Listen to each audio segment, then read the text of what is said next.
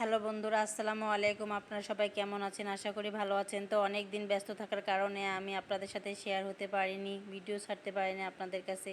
তো আমার ভিডিওগুলো আপনাদের কেমন লাগে আমি জানি না, কিন্তু আমাকে একটু প্লিজ সাপোর্ট করবেন, আমার চ্যানেলটা সাবস্ক্রাইব করবেন প্লিজ।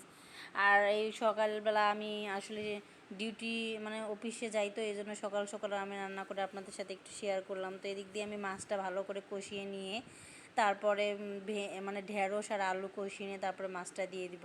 আসলে এটাকে কী নামে বলে জানি না, কিন্তু আমরা সুরমা নামে এই বলি এই মাছটা। তো আজকে আমি সুরমা মাছ রান্না করে নিলাম, আর হচ্ছে মিষ্টি কুমড়া ভাজি। সকাল সকাল আর কি রান্না করব, সকালে যেহেতু অফিস টাইম।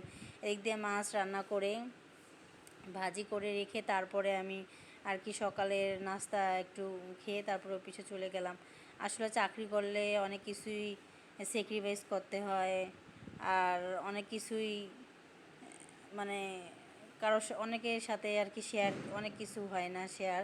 তো আজকে আমি এদিক দিয়ে আমার রাতে অফিস থেকে আসার পর আমার হাজব্যান্ড বলতেছে আজকে সে নাকি দই খাবে।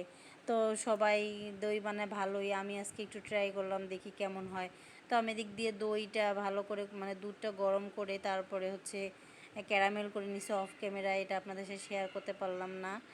আর এদিক দিয়ে আমি ক্যারামেল দিয়ে তারপরে দুধটা ভালো করে জাল দিয়ে চিনি দিছিলাম আমার স্বাদ মতন। আপনারা আপনাদের স্বাদ মতন চিনি দিয়ে নেবেন। তারপরে এদিক দিয়ে ঘরে এনে দুধটা ঠান্ডা করে নিতে হবে অবশ্যই, যাতে কুসুম কুসুম গরম থাকে আর কি। আপনাদের হাতটা আর কি যতটুকু সহ্য হয় আপনার হাতটা দিয়ে দেখবেন।